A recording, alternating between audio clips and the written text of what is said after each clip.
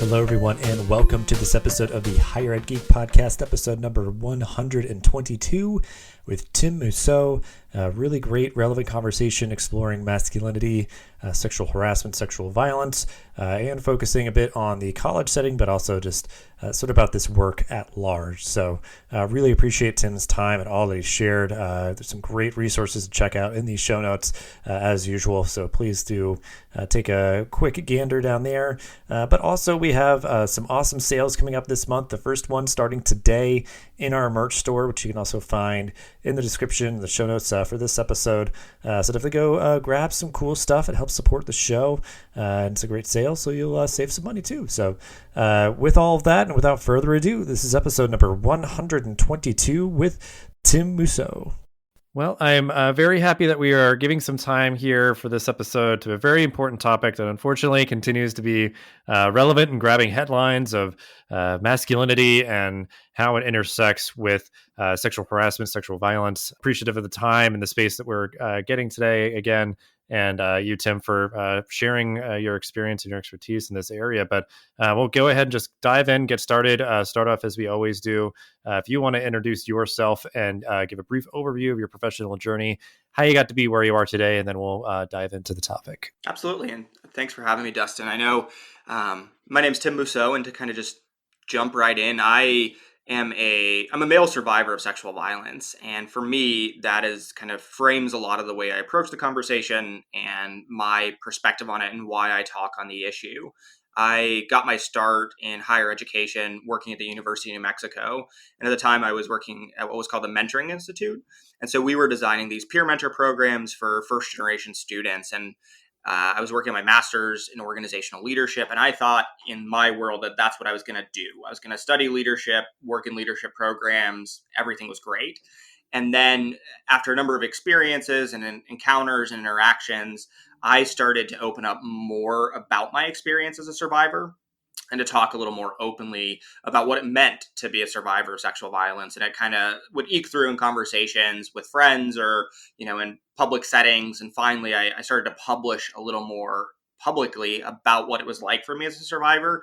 And I saw a lot of really good and positive reactions to it. Of all of a sudden, I published this one major blog and a lot of people read it. I had a lot of people reaching out and being like, this was really helpful because I've never heard another survivor from a male identified perspective talk about some of these things. And so at the time when I had published that blog, finally, I moved on from the University of New Mexico and I was working higher ed adjacent with the North American Interfraternity Conference, doing, again, leadership programs and all of that kind of work. But finally, I kind of had to make this decision of, do I want to focus on leadership, or is there something more? And I'd already been speaking and presenting at a number of conferences. And I met the president of the current speaking agency that I still work with, Campus Speak. And David was just really supportive and said, hey, you have a really powerful voice and a very powerful story. Have you ever thought about just doing this full time? And so for 7 years now, I've really spent time just talking full-time professionally. And as time has gone on, have moved from just doing keynotes and workshops and breakouts to actually doing more consulting, spending longer time with a number of my clients and campuses, and really trying to implement, whether it's programs or initiatives that are really focusing on changing cultures as we approach these topics, just because I know there's only so much I can do showing up for a few hours or a few days at a time to speak versus the amount of change we can see when we actually implement curriculum or use the proper assessment around the issue. Well, and I guess a quick follow-up to your professional journey, since you've been speaking and consulting and in the space over the span of several years, have you sensed, I guess, just like what I would perceive, or I'm sure many would, just from like kind of watching the news and everything, like a cultural shift, and I guess just the acceptance of talking about these things, because it's a super nuanced topic and obviously very like emotionally charged to the people who have gone through these experiences and everything. But like, have you just sensed any sort of change over the span of those several years? That's just something I'm curious about. Absolutely. And it was both fascinating as well as devastating, because I think that when I first started talking on it, there was a large cultural acceptance of, we need to have these conversations.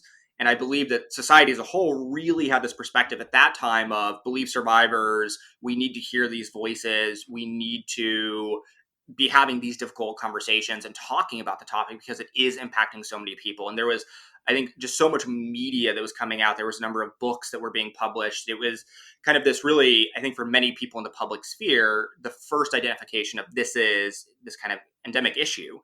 And then I would say the reversal of that was, in 2016 with the election. And all of a sudden, I think from Trump's election to also the Kavanaugh trials, that's the first time I started to notice a number of shifts in regards to a lot more combativeness from even within my own audiences and people being willing to push back and challenge on what were commonly accepted points and a little bit of almost disdain for the topic. And I think there was starting to see this kind of backlash on the topic, which was really hard to watch because you feel like we made all this progress and we made all these changes. And then to see that really go the other direction. And I think now we're starting to see some of that return shift, especially over the last year. And as we continue to talk about survivors and the role that we can play in supporting them and the role our communities can play around the issue, I think we're starting to see that shift in the other direction again. But I think time will tell a little of how that comes and where that goes. Right. Well, and I think it's just something I perceive as I just feel like I'm paying more attention is that with certain cultural shifts in these social issues, like they'll be given an opportunity to speak their piece and maybe push for some change. And, perhaps some change does kind of tangibly happen.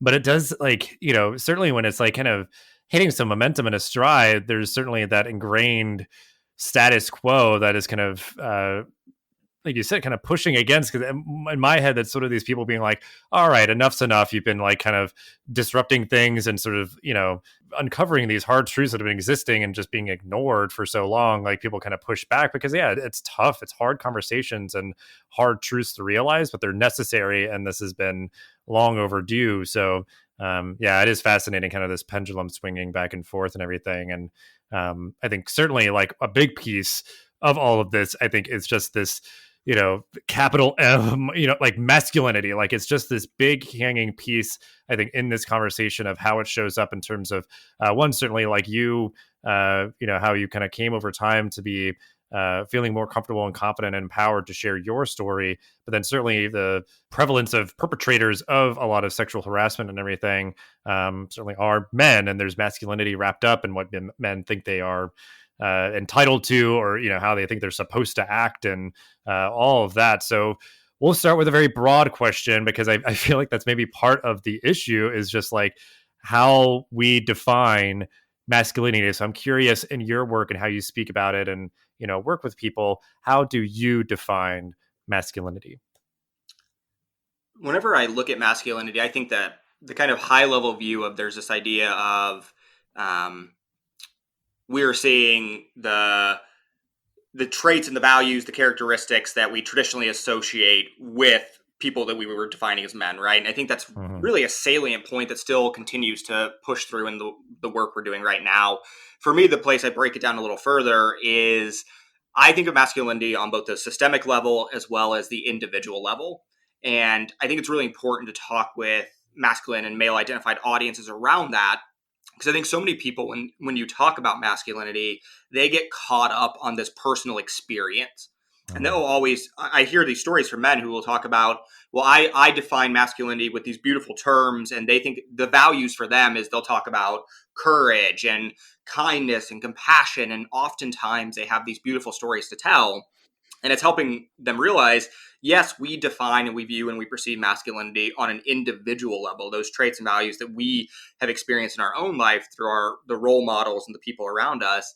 And it's trying to help them push past that to look at the systemic side of things, of saying, yes, masculinity exists in the vacuum of you, in the vacuum of your community, but it's also being influenced and shaped and built by the communities that you're a part of and the communities that you're not a part of.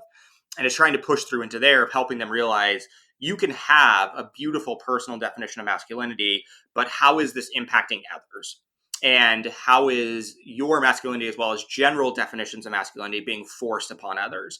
Because I think one of the biggest things we're seeing is that it's still a fairly new concept. Masculinity as a whole has only been recently starting to be studied in depth. And too often, especially when we consider those traditional values of masculinity, it's very rigid.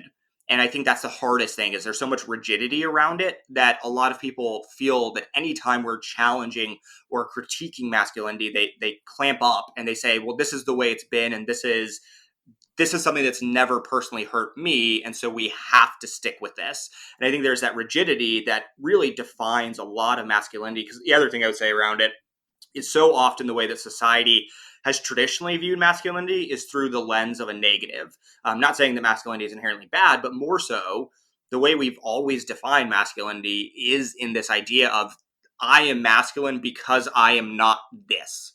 And so many people don't think about that, but oftentimes growing up to now, the way we're socialized around masculinity is, I am masculine because I'm not feminine. I am masculine because I'm not weak. I am masculine because I am not doing all of these things.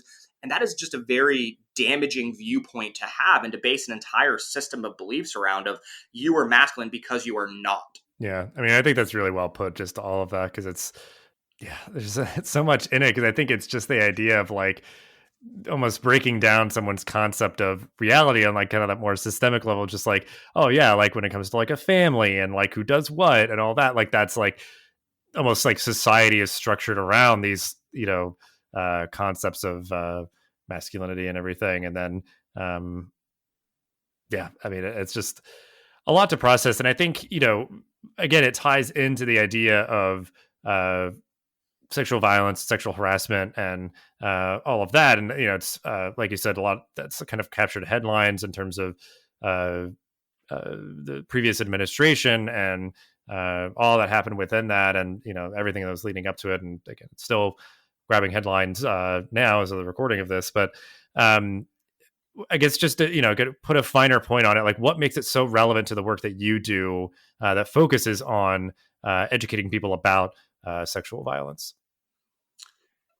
I know you shared kind of a brief point of data earlier, but what we know is around 90% of incidents of sexual violence involve men. Regardless of the gender of the survivor, 90% of incidents involve men. And so for me, the two intertwine very heavily, in that if we're looking at preventing sexual violence, we have to be having conversations around the masculine systems that allow it to happen. Because the flip side of that is, we know that less than 6% of men would willfully engage in acts of sexual violence if they were given the opportunity. That's some of the best data we have around it. And so often when I talk with especially male-identified audiences around this, is trying to help them reconcile, you don't need to be defensive. Hearing those statistics doesn't mean that you're doing it or you're the one perpetrating this, but the systems that empower us, the systems that have been traditionally built for men, are oftentimes the ones that are allowing this to occur and to happen. And I think that it's getting people to wrap their head around that idea of, even if you're not deliberately engaging in these actions, how are you fighting against systems that are allowing these actions to occur? How are you challenging norms that are rationalizing these behaviors or dismissing the voice of survivors? Because I think there's that a large amount of pushback that oftentimes comes when I talk about the male role in preventing sexual violence. And because the other thing is, I know that men can experience sexual violence. I'm a survivor myself. The individual who assaulted me was also a man. And so I'm very aware of that. And I think it's still helping people understand that, yes, men are survivors, but even then, there's certain privileges that I benefit from as a man, that there are things that, in my experience, change the way that I still view sexual violence, right? Like I was assaulted in my college years, and I still have a variety of privileges as a man that I don't have to think about the way I'm engaging with the world in certain capacities. It's still different for me. And so it's kind of acknowledging that, yes, men can be survivors. Yes, men are experiencing this. Yes, it's a devastating thing, but we still have to reconcile how we are normalizing it, perpetrating it, at least allowing these systems to exist. It's kind of, are we not only trying to make sure that the people around us are safe, but we're also dismantling things that are making people unsafe? Because we're still seeing we are seeing decreases in sexual violence, right? So we know since the 1990s, the more we've talked about this, the more we've had conversations around it, the more we've addressed it, we have seen incidents of sexual violence decrease anywhere from 50 to 60%. So the more we talk about it, the more we know that societal shifts are happening. And I think that's part of why we have to have these conversations, and always constantly transfer the conversations down to, how is this relevant to us? Because as we talked about, I think there's a lot of major stories that we see. There's big things that hit the headlines and the news, and it's easy to be like, oh, well, society is changing, right? So with Me Too, we oftentimes hear people talk about, well, there's definitely changes because we see all these public facing personas being held accountable for their actions. Well, on the reverse of that, we also see that now, one third of organizations are requiring their workers to sign NDAs. So it's kind of like Mm. we have workplaces where people are speaking up, but more organizations are also stopping their people from speaking up. And so it's always that kind of side of like, yes, we're talking about this publicly, but what are we doing on that local level to try and make those changes and make sure that it's not just like, well, look what's happening publicly. Here's how we're changing it individually. Mm. Yeah, that's a really good point. I think like yeah, because I guess that's just how things often go is that you see very public, sort of signs of progress and people can kind of like, oh, let's like wipe our hands clean, like work's done, like we can move on or something. But, it's more nuanced than that. It's more complex than that. Like change takes a long time to really uh, take hold and sort of like just be um, kind of solidified and not be temporal. Because again, I mean, we were just talking about that before, kind of this pendulum swinging back and forth. And, it really takes a concerted, consistent, sustained effort from people to, um, bend the arc of society towards progress and justice and everything. But because yeah, I mean, I think that is the idea. Is I think there's that kind of alarmism, that anxiety from organizations about like, wow, people are more comfortable and empowered to speak up. Like if they do, that could be just like negatively impactful for us. So yeah, they're trying to like have these NDAs in place and stem that, which it's just everybody kind of acting in their own self-interest. Like they'd probably have some robust training in their, onboarding process, but at the same time have people sign NDA. So I guess I almost want to spend a little bit more time there, just like, that juxtaposition of like, uh, on one hand, because it kind of gets to my next question, sort of higher ed setting, because I think, higher ed institutions are very liability focused, understandably so. But so they want to try to do their due diligence to work to educate, but also I'm sure are struggling with, it does seem like sometimes like continually changing guidances and policies and things from the federal level. So we can kind of start there as we like approach this work, like in the higher ed setting of like, those kind of competing priorities of wanting to educate and advocate and all that, but also trying to like, I don't know, manage this like sort of moving target of like, I don't know, just like having the institution be protected. Like, I don't know how that kind of maybe shows up in your work in the higher ed space of like the openness to have these conversations and how like complaints and things are handled. And that's kind of a kind of a big question, but I feel like Yeah. my mind is just swirling with all these things. But now we can start, I think, to focus, I guess, just in like the higher ed setting, and we'll spend a little bit of time here. Yeah. And so higher ed wise, I would say a lot of it comes down to focusing on making sure the culture reinforces the message. Because I understand the need to follow compliance and I get compliance. I think the weirdest thing for me about compliance is that compliance and policies only matter as much as your institutional culture really matters, because I think sometimes sexual violence prevention, sexual harassment training a lot of times fails because it puts the onus on the individual. And it says, Mm, if you as the student, as you as the professional, if you see something, say something. If something wrong is going on, challenge it.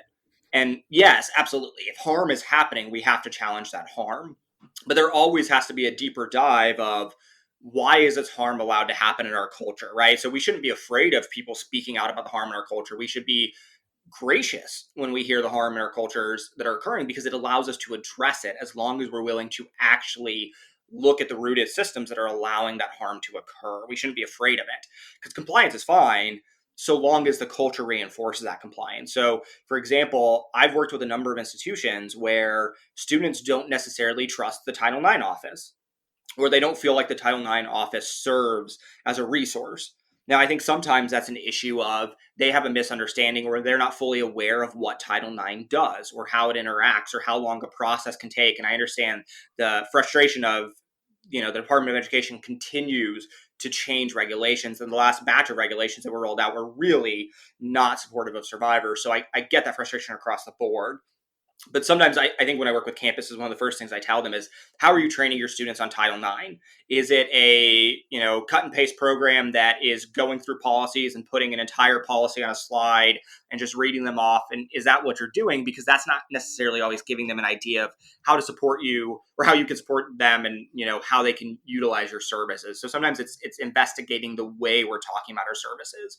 Another prime example is like counseling centers. So I know a lot of times when I speak with institutions and I'm brought in to talk with audiences, one of the things that is plugged a lot is, we have this counseling center that exists on campus, and if you need support during the program, after the program, they are there for you. Well, then when I talk to students, what students share is, hey, there's a limit on how many sessions I can use at the counseling center. Not only is there a limit, there's also a wait list. So if I need counseling, it's going to take me X number of weeks to get in. Not only that, but there's only 3 counselors and none of them share identities that I hold. And so I feel really uncomfortable talking with them and having that conversation with them. And I know that kind of goes into the deeper degree of like, how are we funding things and what our resources are and our availability for resources are. But I think sometimes we just have to look at the institution we're building up and saying, is this matching the public facing statements that we're making? And is this matching the way that we're talking about this? And are we just doing some of the work to kind of investigate how much our culture actually reinforces or negates the policies that we put in place? Because it's good to have those policies, but we have to really look at like the ways that we're talking about it, the ways we're training on it, the ways we're guiding people towards these resources, and making sure that we're truly showing and being supportive when we're doing that. It's not just kind of lip service, and it's not just like one size fits all, as well. Because I think that's the other thing, is sometimes we have this one size fits all approach, and that's because sexual violence is so nuanced and so varied, and everyone has different experiences. It's really hard to put a one size fits all approach to addressing sexual violence. And so trying to bring as much humanity and nuance into it. And then with that, the other thing I would say is understanding that knowing different populations need different things.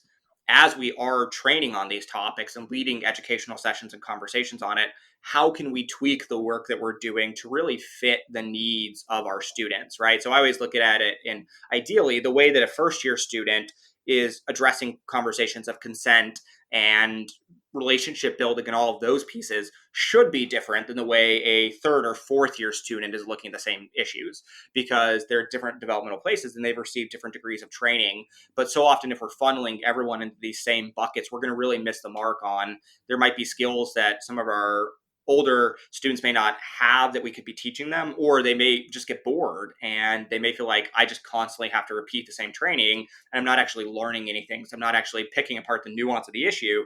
Because I do think students are engaged and they want to learn about this topic, as long as we're really approaching them and kind of sometimes saying, hey, what would you like to learn? And how can we tailor this to your concerns? Because it is going to make it much more interesting and engaging for them. Well, I guess, yeah. I mean, because I like just the idea of like the culture piece, and ways that manifests is certainly, uh, yeah, the way that you're talking with students, for example, like when institution is bringing in a speaker and those sort of things, who's going to be, well equipped to have, I'm sure, a variety of conversations. And I guess just to confirm, I mean, maybe my understanding or how I'm like sort of imagining this, like, would you say that then like it would be good to have, because it seems like sometimes like institutions will have maybe just one of these things, but it sounds to me it would be important to kind of have a kind of more complex and kind of mixed bag approach of like some sort of like asynchronous module that you go through at your own pace, maybe some speaker that speaks to everybody on a broader topic, and then smaller, more intimate conversations that perhaps again gets into like kind of tailing around what questions particular students might have, and being able to have those discussions. So and I mean, also with that, it seems like more sustained things kind of throughout a student's experience, versus just, sometimes it's like just a thing that happens in orientation and then never again. So how do you see it maybe just kind of like structurally, sort of a strategy of educating students on this topic? How do you see that maybe like taking shape? I think it's tiering it throughout the years, right? So I think it's looking at what are the different touch points where we might be able to meet with and engage with students. How can we integrate this into their daily life? So when we look at and consider just prevention campaigns, it is almost very rare that you hear someone go through one module that says, here's all this information, and that actually produces change. For meaningful prevention in any form, we have to have so much so many touch points of different pieces of education, whether it's marketing and posters, whether it's videos that they can watch, whether it's training they can sit through, whether it's sessions from outside speakers, or as you mentioned, peer-led education. I'm seeing a lot of effectiveness with peer-to-peer education. And I think especially in the past year, one thing I've seen that's really effective is lessening the amount of time that we're requiring students to go through this. And so instead of saying, hey, we need to have you come together for an hour and a half long training session, can we design peer-to-peer curriculum that might be easy to facilitate 10 minutes before their next student organization meeting or at the beginning of a first year seminar? Instead of saying like, hey, we need to actually have you come to a place on your schedule, can we try and work with our faculty and staff to maybe create assignments around this matter that is asking people to critique it, right? So if you're working with like the communication school and looking at partnering with, if you have a school of journalism, how can we work with them to say, let's maybe have an assignment where we critique the way the media covers stories of sexual violence and how we can be more ethical as potential journalists in this field, So just thinking creatively of what are the ways that we can get this information in front of students and not only rely on the hour-long training approach and giving the power to them. I think a lot of times when I see hour to hour and a half long trainings that happen just during orientation, and something I try and avoid and something I always try and tailor is how specific can we get with the examples? Because a lot of times when I work with a campus, I'll ask them, like, what are the issues that you actually are facing on your climate survey? Because there's times where I might work at a campus and they're like, hey, we see a lot of issue with dating violence, domestic violence, intimate partner violence. And my reaction is, well, yeah, let's tweak then the examples we're using, the resources we're plugging, the ways we're pulling into this. And with peer education, the nice thing is if you can train a group of peer facilitators to do this, it allows them sometimes to give them the autonomy to say, hey, make these examples your own. Here's some ground rules of how you're going to lead this module or how you're going to lead this little bit of content or the information that you have to include from a compliance and policy-based perspective. I get that. But allowing them to say, like, if you have an example that isn't, throwing anyone under the bus, but if you have an example that feels relevant and, you can make up and create and say, like, this is something I know my peers are going through, that's going to have a lot more impact within that group and that community because they feel like they might recognize it. It kind of connects with them of like, oh, this is true and this is authentic and this is us. And so I think sometimes it's looking for all those different touch points, right? I've seen a lot of campuses do really cool things of, I know one campus that does an Instagram Live every Monday, and they spend about 30 minutes talking about masculinity and sexual violence prevention. And it's a really phenomenal thing because if you want to join, you can join. And if you don't, you can watch the recording later. But it's a really low impact thing of like asking the students. It doesn't take a lot of their time to engage with it. And it doesn't take a lot of time for the staff to coordinate it. It's not this kind of elaborate training program, but it's really having an impact. Or thinking about like, what videos are you recording, right? So I saw another campus where they got a variety of individuals on that campus from different resources, and each of them recorded a video. And then they put those videos all throughout social media. The videos were no more than 2 to 3 minutes. And then at the end of it, they had a panel discussion through virtual program where all of those experts came together and they screened and moderated questions, kind of like just talked about the issue. And so I think it's what ways can we get this information in front of our students at a variety of places, and also thinking less of like, can we bring them in for another training? And can we also just make this that you're seeing this information in a way that's relevant to you in all of these different areas?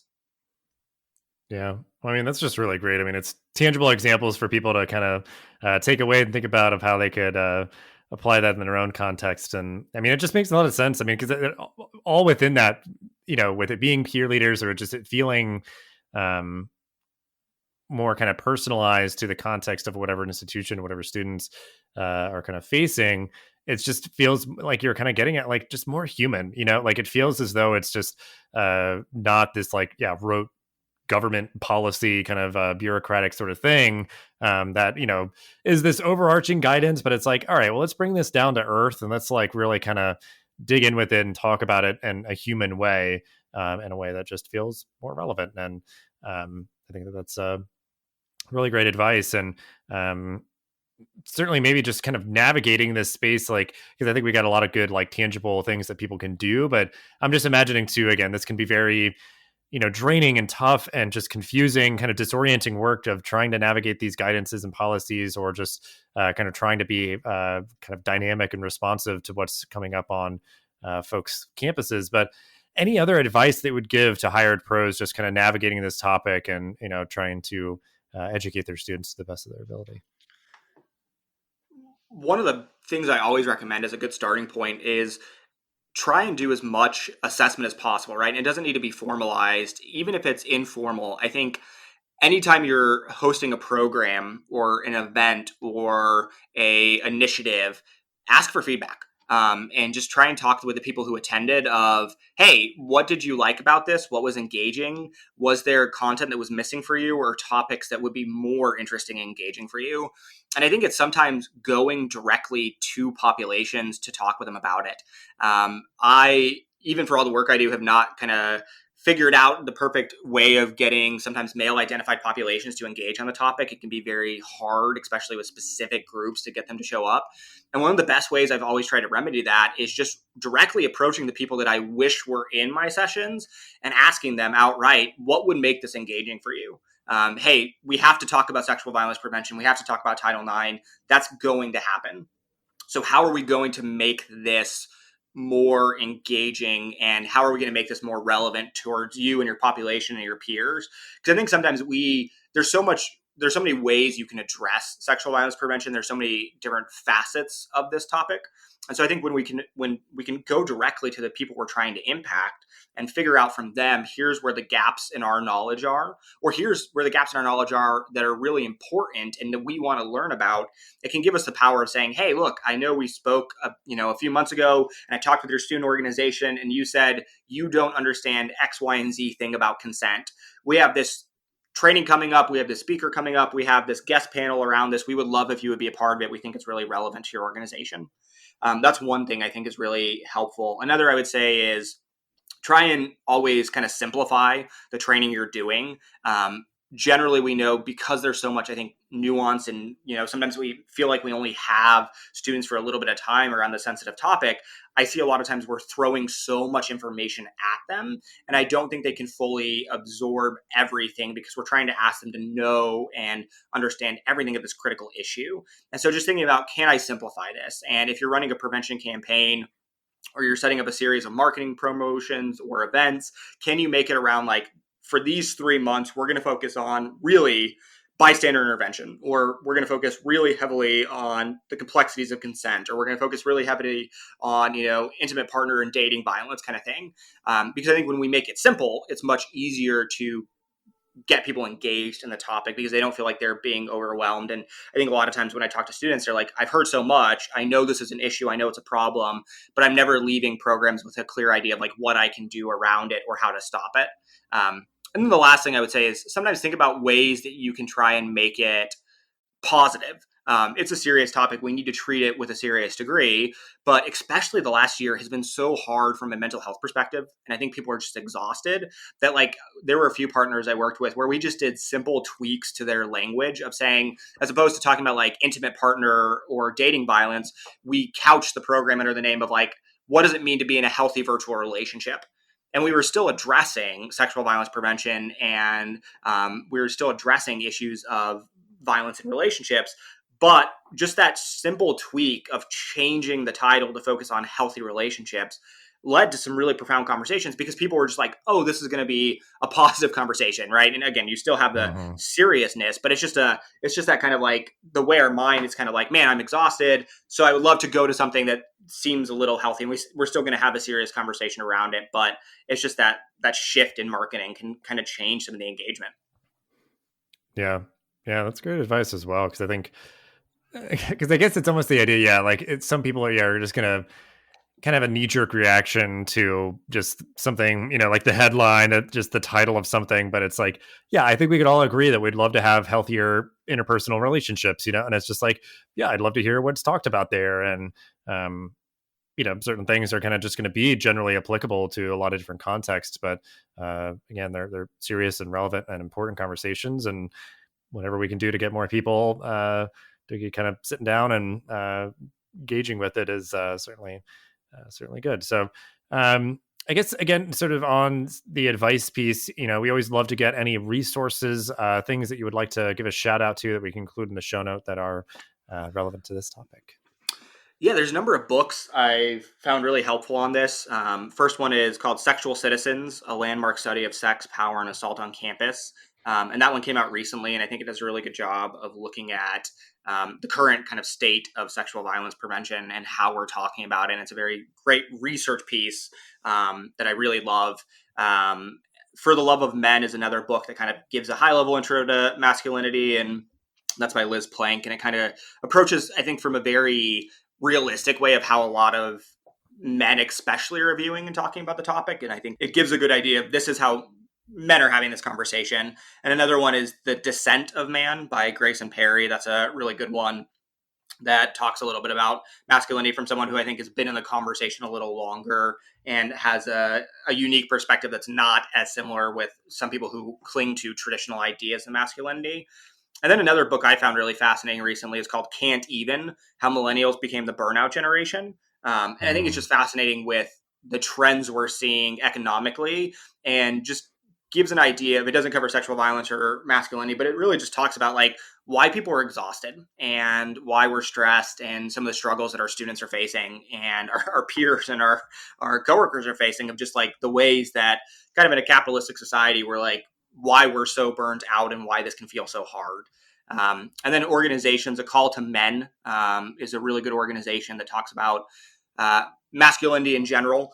And I think it does a lot of great work with especially younger men, but has some phenomenal resources, is constantly doing webinars, is very relevant in that regard. 1 in 6 is a organization that supports male identified survivors of sexual violence and does a lot of work for that population. And then the Joyful Heart Foundation supports all survivors of sexual violence and has a number of resources on there as well that I think are really good to just kind of provide to survivors, or can answer some questions about how to address and help and support survivors.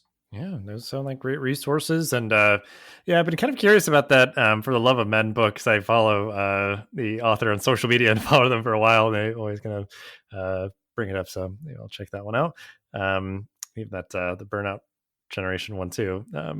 Just anytime like something keeps coming up, I'm like, all right, I gotta Yeah. check it out. I think I feel the same way. Is trying to tell me something. Yeah. But yeah, I mean, that's the idea too. Obviously, people can kind of do their homework with that stuff, and certainly, yeah. I mean, it's been a hard year, but I think as we're coming out of this, hopefully, folks can, come at this work kind of re-energized and knowledgeable. And obviously, they've got some great advice and tips from this episode. But as we wrap everything up, we like to kind of just give the opportunity for any final thoughts, calls to action on this topic. Yeah, I think a big call to action is don't be afraid to approach resistant populations. I get it. There's just I think talking about sexual violence prevention, especially with male identified populations, can feel very difficult. And sometimes when you're in those settings, there's times I'm profoundly surprised and it's beautiful and it's wonderful. And there's other times where I'm like, this is a conversation that feels like it should have happened 20 years ago. And as hard as that is, I think sometimes just being willing to sit down and kind of create a groundwork of like, hey, we're not going to let you stay here if you have these kind of negative or damaging beliefs. We're not going to like okay that, and we're not going to rationalize or normalize those. But sometimes it's necessary to hear those things in order to understand your populations and to try and figure out how to challenge them on it and how to offer them support and resources. And that can be very difficult. The other thing I would just say that I always try and reinforce is take care of yourself.